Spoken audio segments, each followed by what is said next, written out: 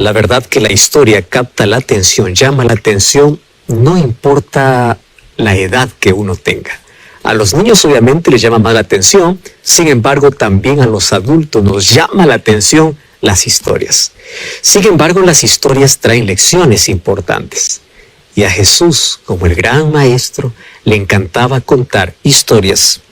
A eso nosotros llamamos parábolas. Pero las parábolas era un lenguaje que Jesús usaba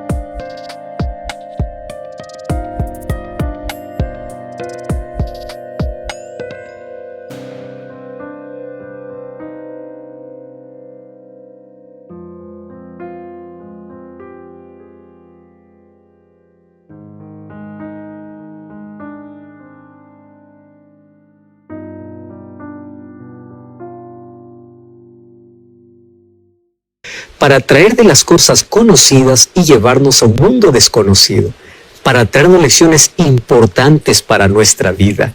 Y hoy vamos a comprender a través de esas parábolas qué lecciones Dios quiere que nosotros podamos entender. ¿Tú estás preparado? Pues bueno, yo también. Y vamos juntos a colocar nuestro corazón en las manos de Dios para que Él pueda hablarnos. Y antes de abrir la Biblia, vamos a abrir nuestro corazón a través de la oración. Gracias, Señor, te damos por esta oportunidad que tenemos de poder aprender tu palabra. Y hoy estamos dispuestos para poder comprender las lindas lecciones que tienes para nuestra vida. Entregamos nuestro corazón, bendice a las personas que están participando de este programa, abrázanos con tus promesas y que hoy podamos ser fortalecidos a través de tu palabra. En el nombre de Jesús. Amén.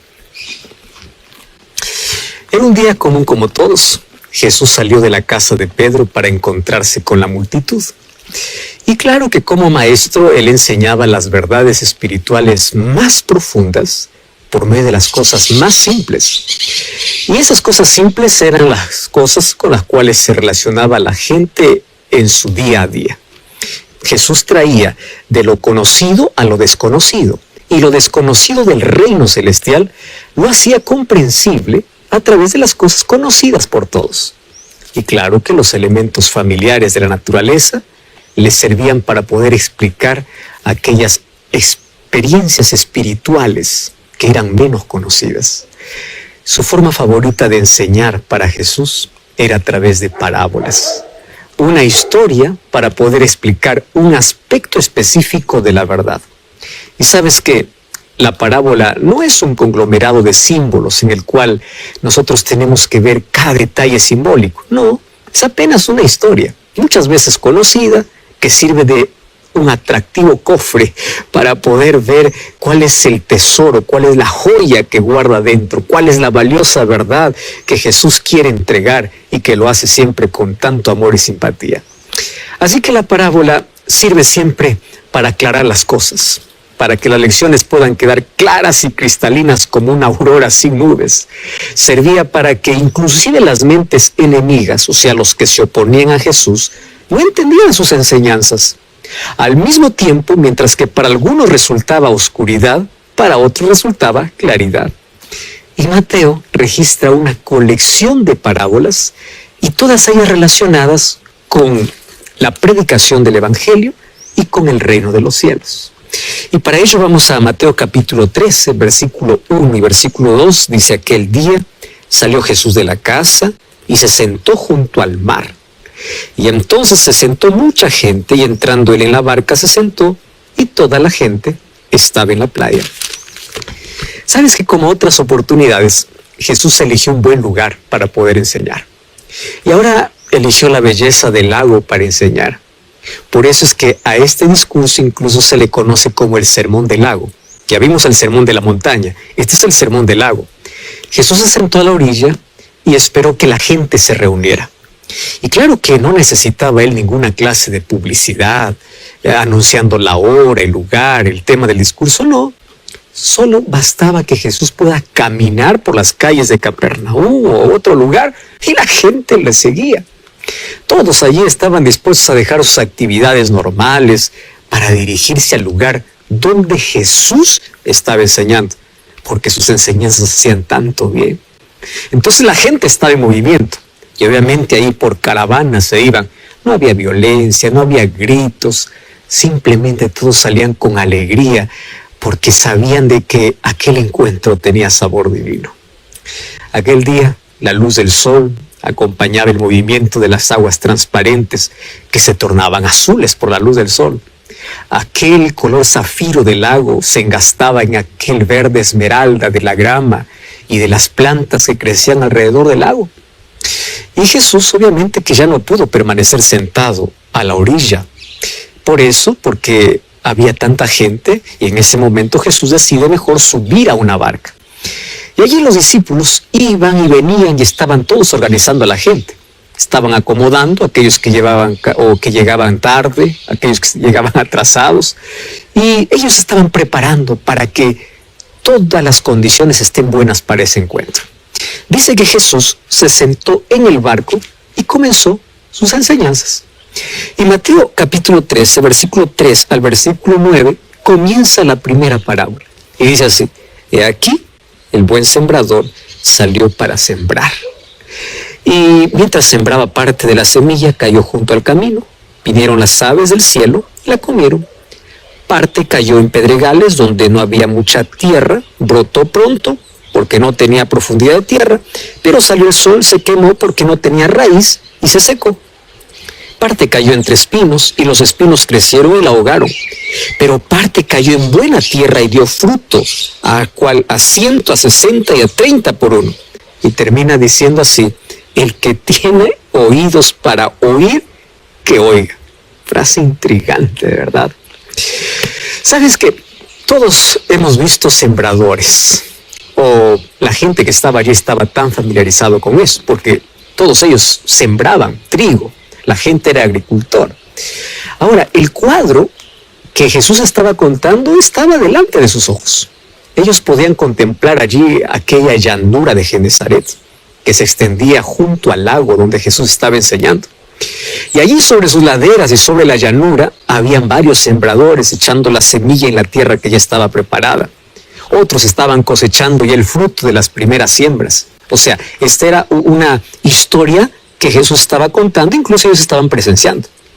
Y el versículo 10 dice que la multitud obviamente meditaba en silencio, porque a la verdad no entendió las parábolas.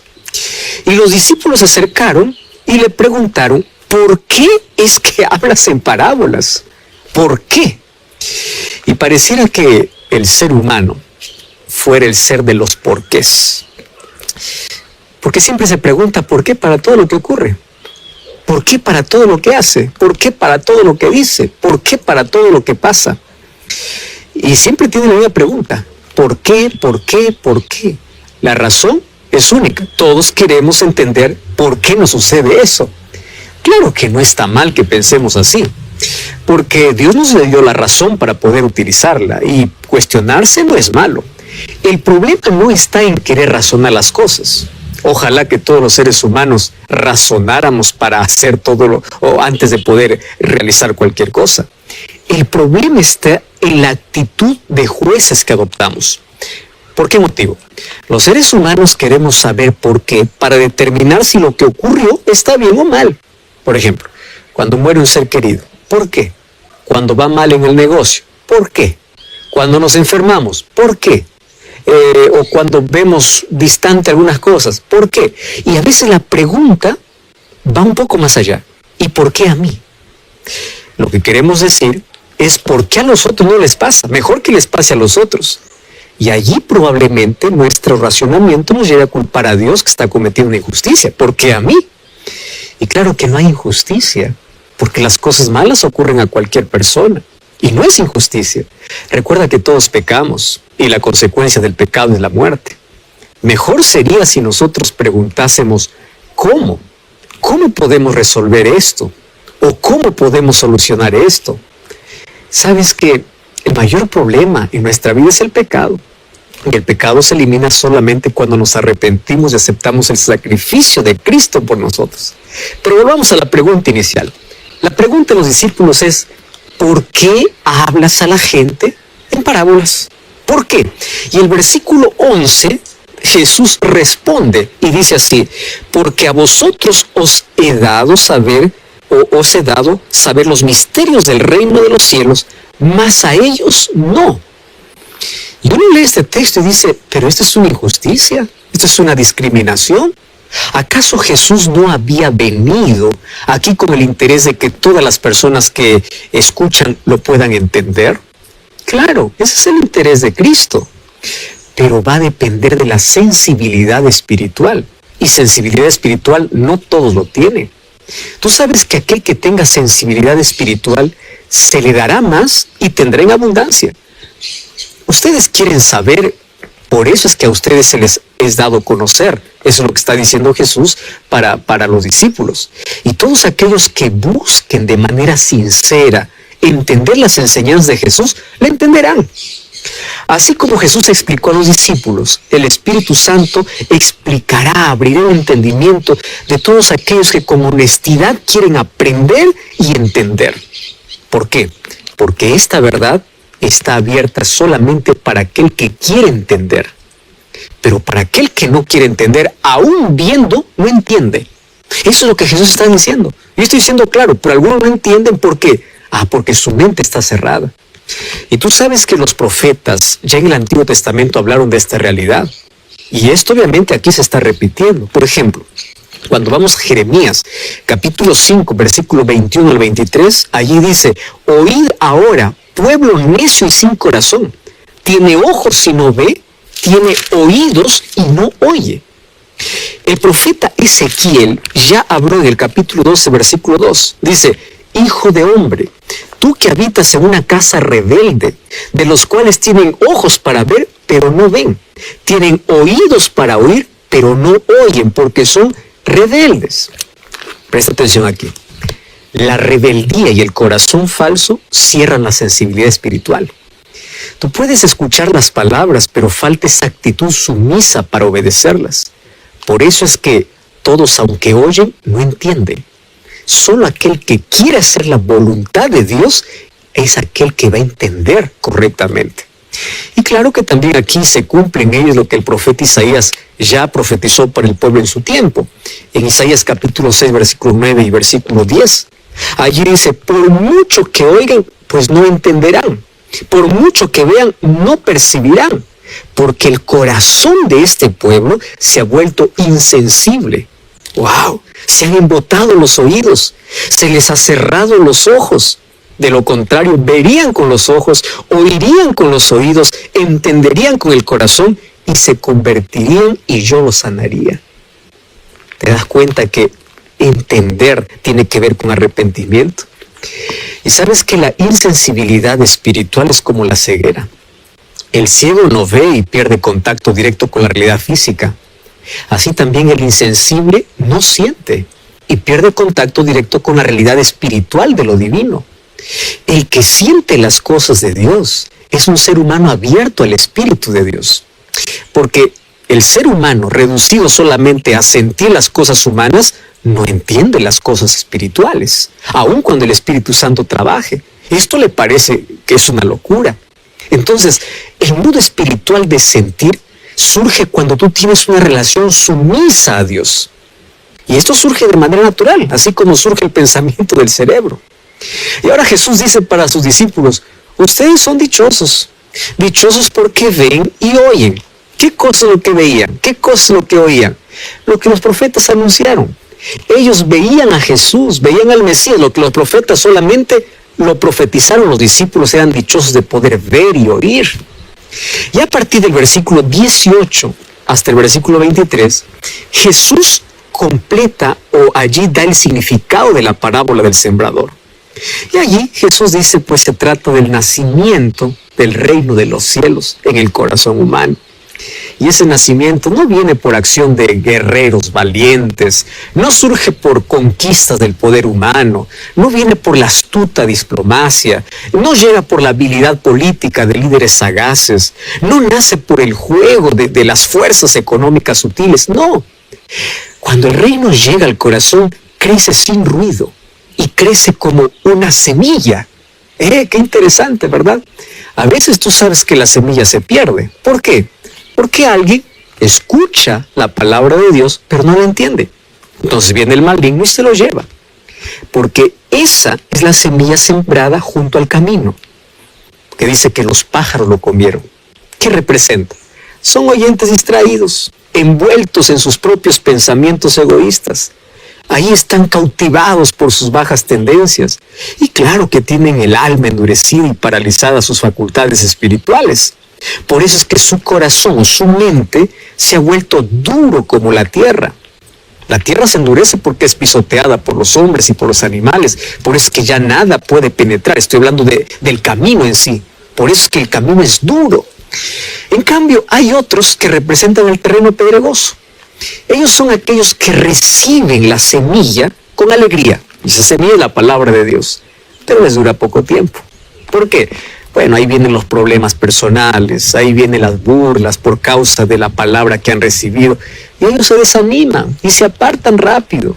El egoísmo, el amor propio, una religión superficial, la dependencia de sí mismos en lugar de depender de Dios, o la extrema facilidad con el cual se sienten ofendidos casi por cualquier cosa, o su falta de relación personal con Jesús, hace que su entrega sea incompleta, hace que no tengan profundidad. Y es por eso que existen tantos cristianos que representan este terreno pedregoso, que son incapaces de comprender que el nuevo nacimiento es su única esperanza y que la verdadera santidad realmente es un íntegro servicio a Dios. Por eso es que aquella semilla que cayó en tierra no progresa. Otros son aquellos que aceptan la semilla y crecen en ellos, pero tienen un terreno lleno de espinas. ¿Cuáles son las espinas? Las preocupaciones de la vida, la falsa atracción de las riquezas, aquello que ahoga su interés espiritual y antes que la semilla brote y dé fruto muere. ¿Por qué razón? No dejan atrás sus viejos hábitos, no dejan su vida pecaminosa, no dejan su vida anterior. Si son pobres, lamentan porque dicen, porque soy así, no soy rico. Ellos están creciendo o están avanzando en la vida con congoja, no confían en Cristo, no viven constantemente con Él y dejan de tener aquel gozo que realmente los anima. Y si son ricos, pues están ellos preocupados para que su riqueza no se acabe y allí también sienten angustia, finalmente se sienten solitarios. Y finalmente la riqueza o el amor a la riqueza pues hace que se aparten de aquella semilla que fue plantada en el corazón. O sea, son aquellos que no comprenden el poder de Cristo, no entienden su compañía, no pueden atender inclusive sus propias ansiedades. Ahora, los que son pobres o los que son ricos, todos ellos están agitados, corriendo por la vida, dedicados a sus propios intereses, dedicados a satisfacer sus necesidades, dedicados a buscar mayor riqueza, mayor placer, después de haber sentido la alegría de que el reino de los cielos ha llegado a su corazón.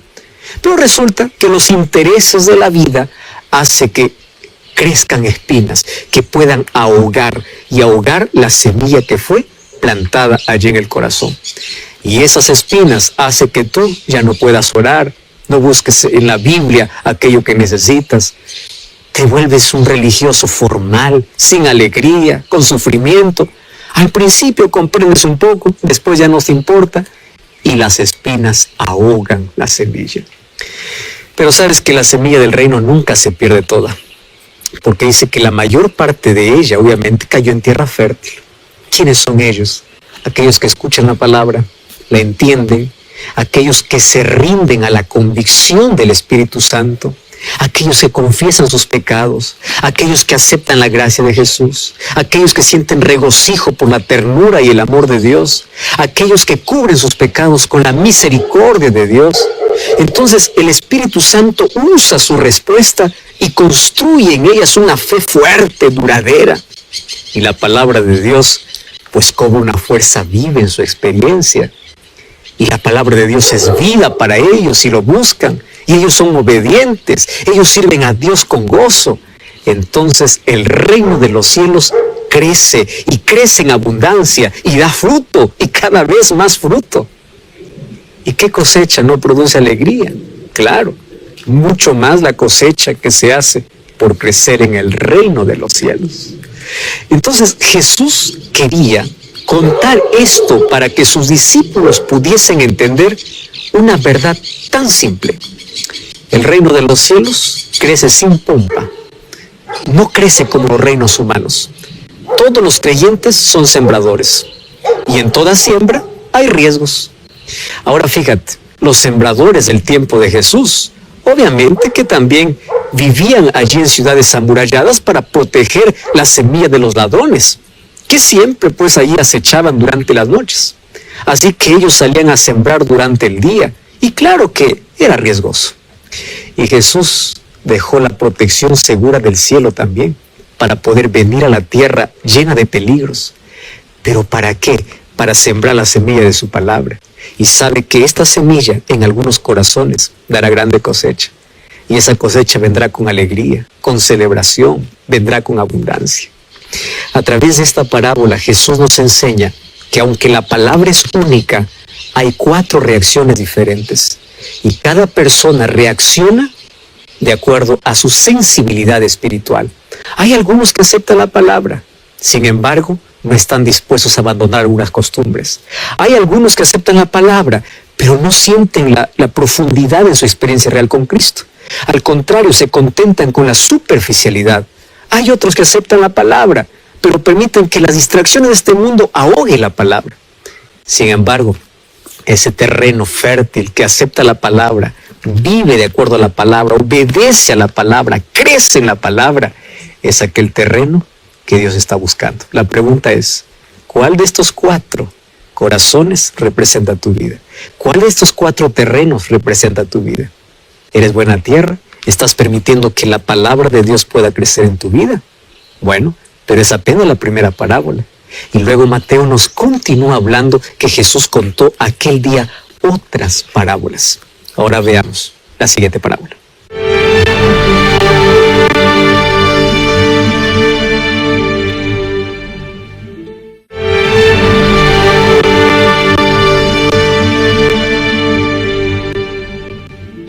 Después de contar la parábola del sembrador y de la semilla, cómo crece de manera silenciosa en el corazón, Jesús cuenta la parábola del trigo y la cizaña y relaciona el reino de los cielos aquí con la iglesia.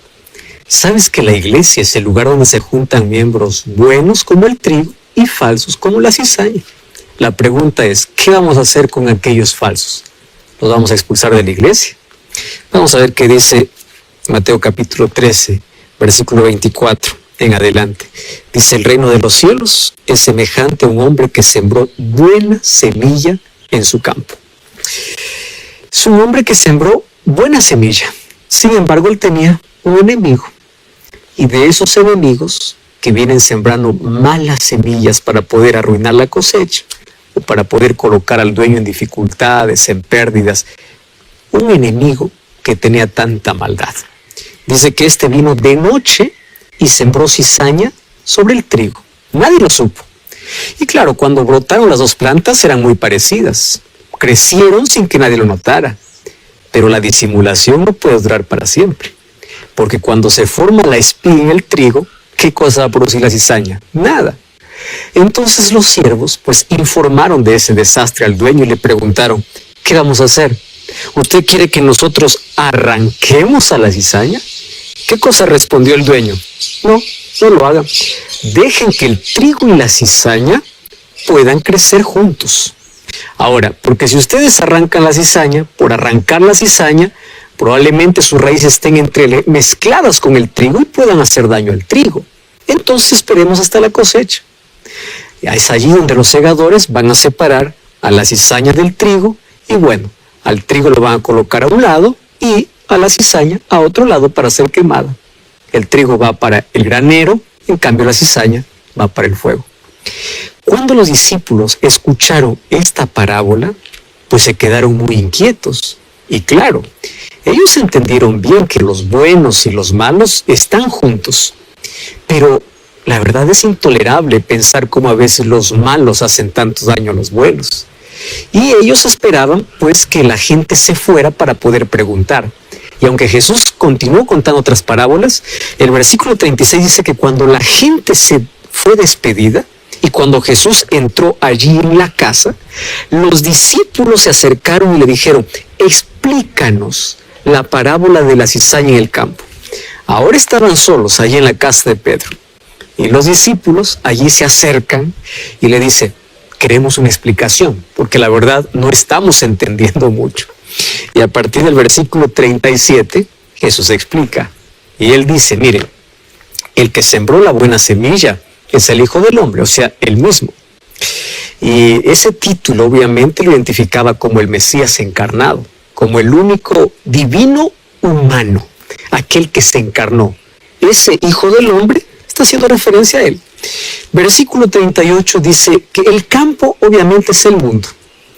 Recordemos que Jesús trabajó exclusivamente allí para los israelitas y dentro de ese territorio, pero el objetivo era todo el mundo, cada habitante de este planeta.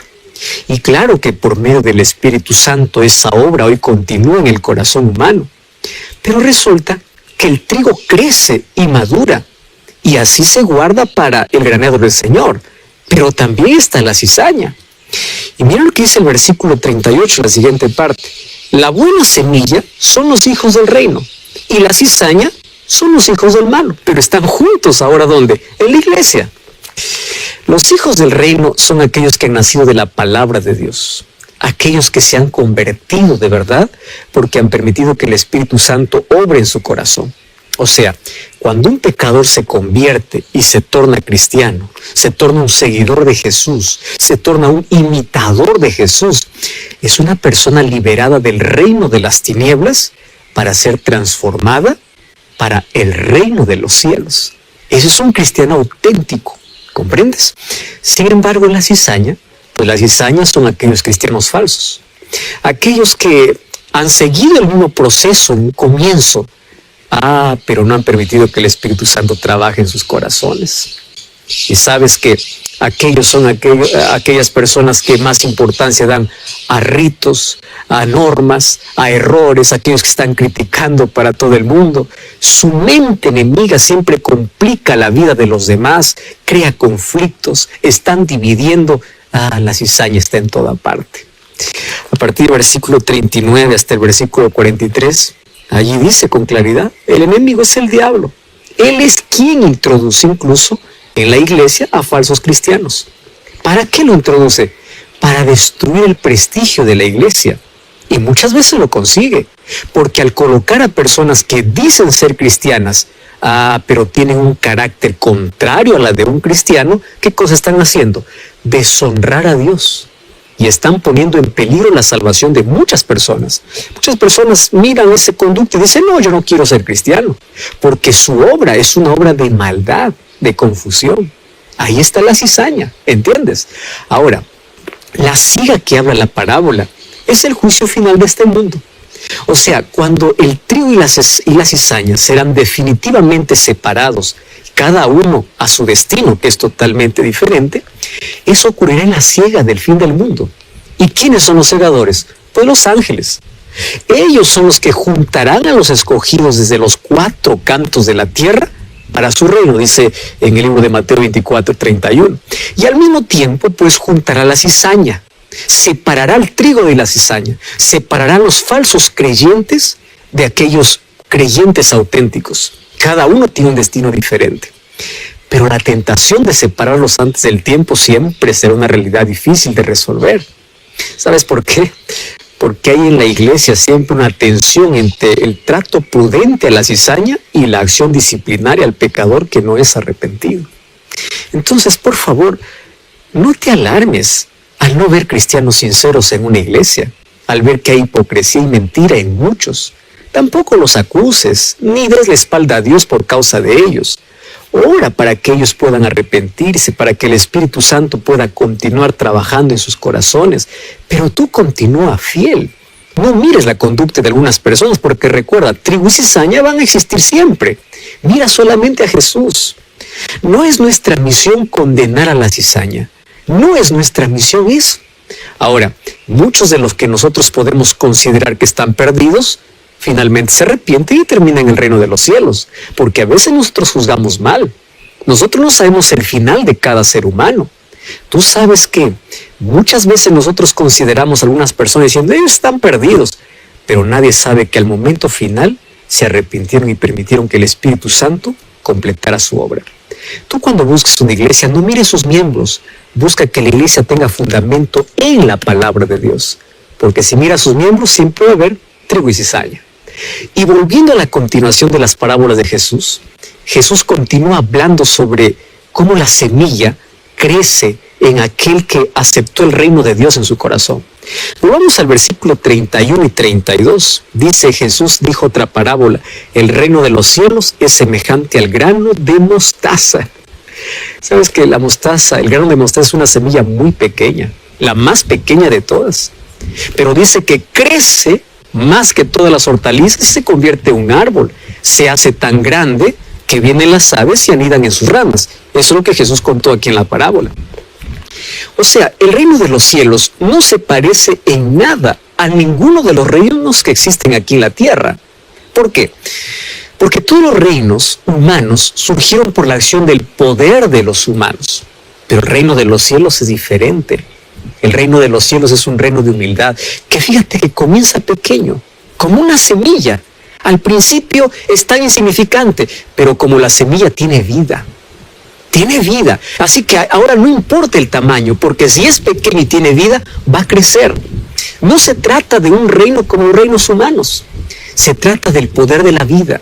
No crece por el poder de la fuerza física, tampoco aumenta por medio de la guerra, sino que aumenta por la mansedumbre de Cristo que quita los pecados de toda la humanidad. Entonces, todos los que aceptan a Cristo, pues se integran a ese reino. Pero no hay pompas, no hay algarabías en ese reino, no. Es tan humilde que poco a poco va creciendo hasta que se vuelve un reino grande, trascendente, pero sobre todo eterno. Así nace como una semilla pequeña donde en nuestro corazón, y cuando lo permitimos crecer se hace grande. Sabes que la naturaleza del reino de los cielos es vida divina. Su crecimiento pues crece, así como Dios crea la vida, así como Dios la sostiene y la alimenta. Tú sabes que todo lo que tiene vida crece, aunque lento, pero crece.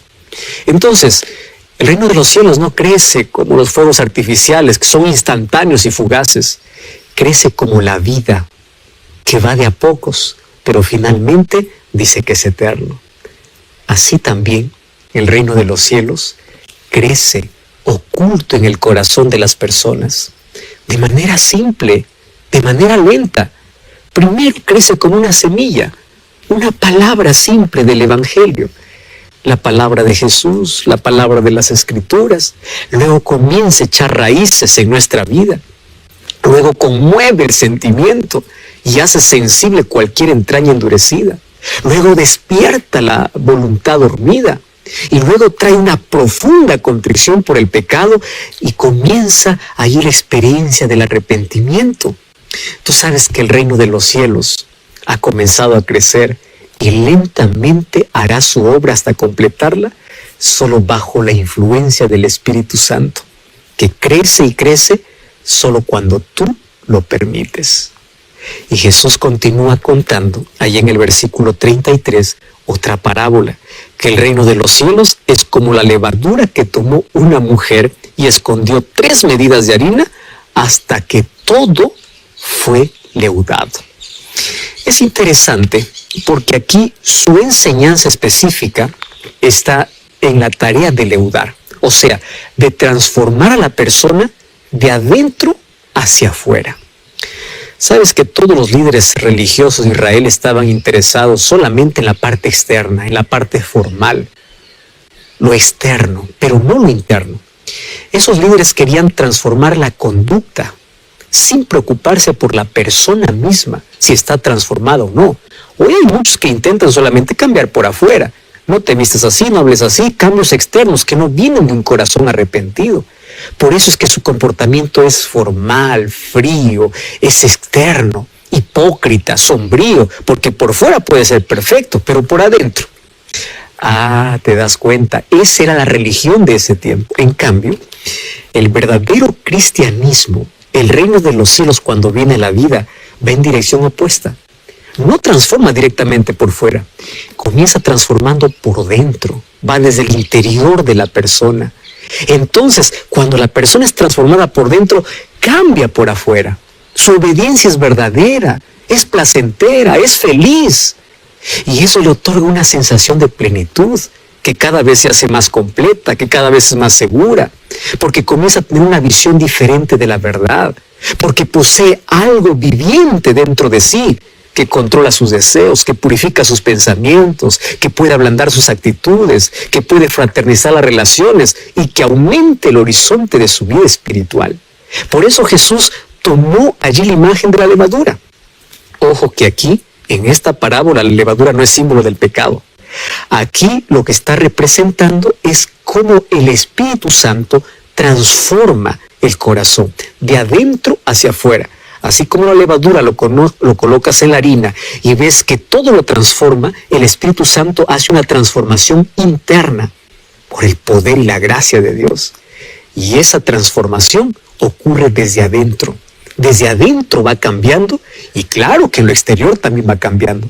Pero no solamente por mero formalismo, no solamente porque me dicen que tengo que hacer, sino porque realmente Dios me ha transformado por completo.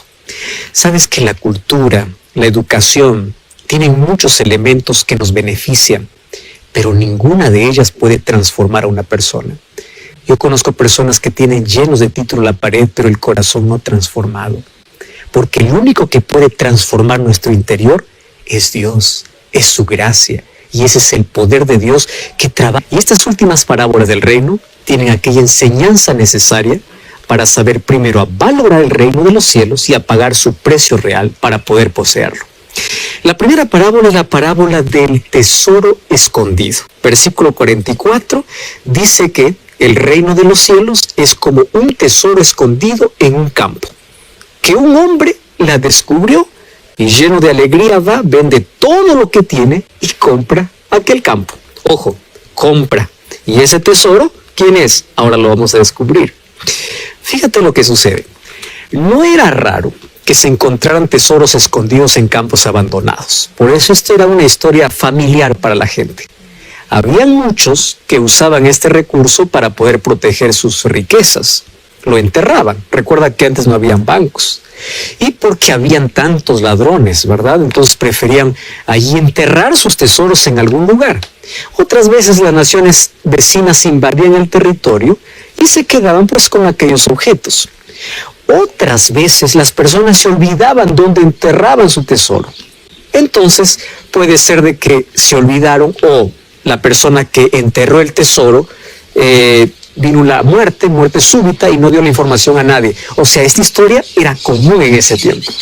Por eso es que la gente que la escuchó podía comprender muy bien la realidad de esta enseñanza. Inclusive se identificaron fácilmente con esta historia.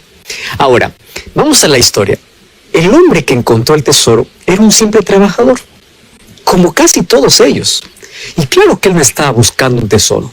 Él simplemente trabajaba en un terreno ajeno. Ese terreno había sido alquilado y trabajaba para poder mantener a su familia. Lo hacía con mucho esfuerzo, era responsable.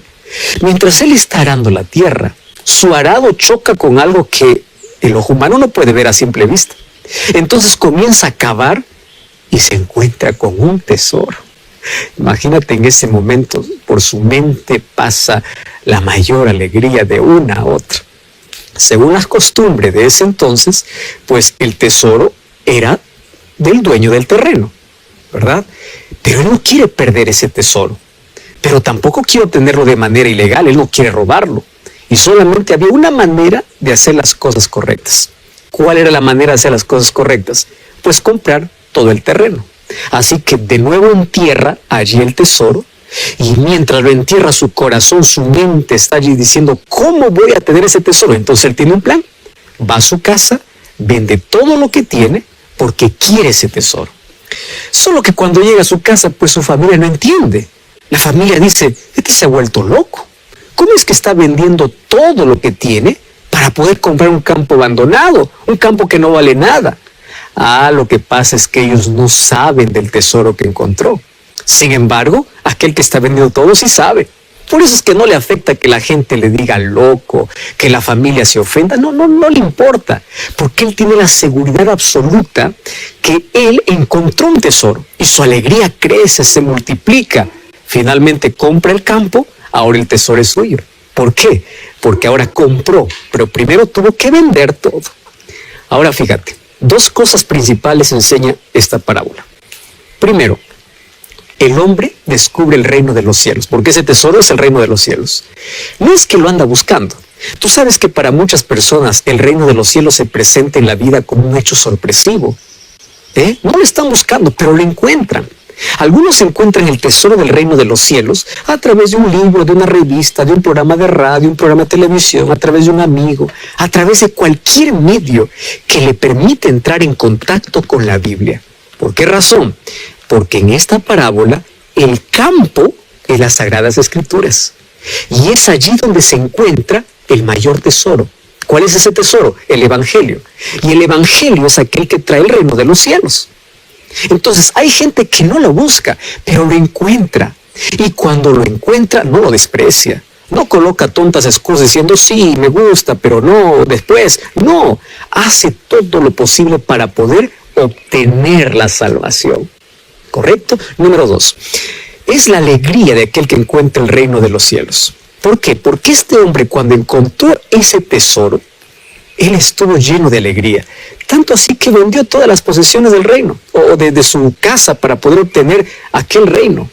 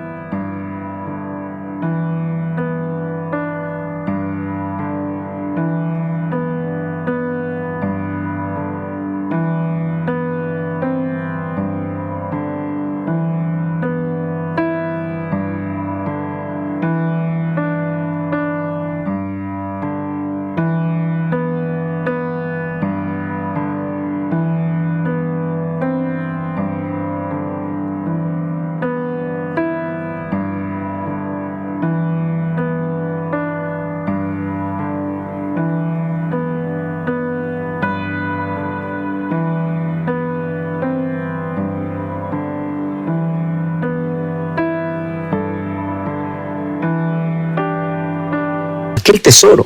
Él no salió triste allí diciendo, ahora voy a quedar sin nada. A él no le importó que le dijeran loco, a él no le importó nada. Lo que le importó es que quería el tesoro. Así es aquel que encuentra el reino de los cielos y lo mira en su esplendor. Está dispuesto a renunciar todo. Ese es el precio que tienes que pagar, el precio de la entrega completa a Dios. Y luego aquí Jesús cuenta la parábola de la perla del gran precio. O sea, de un hombre que sí estaba buscando perlas preciosas y cuando encontró lo que buscaba, vendió todo y lo compró. Te das cuenta que estos dos personajes tienen algo en común. Cuando encuentran el mayor tesoro o la mejor perla, están dispuestos a vender todo. Hay tantas personas que están buscando aquella perla preciosa para su vida. Y algunos lo buscan pues en la literatura, en la ciencia, en el arte, en las religiones, en la filosofía. Buscan algo que les satisfaga. Hasta que un día se encuentran con Jesús. Porque Jesús es la perla del gran precio. Y cuando lo encuentran no dejan pasar esa oportunidad. Renuncian a todo y lo hacen con alegría. ¿Por qué?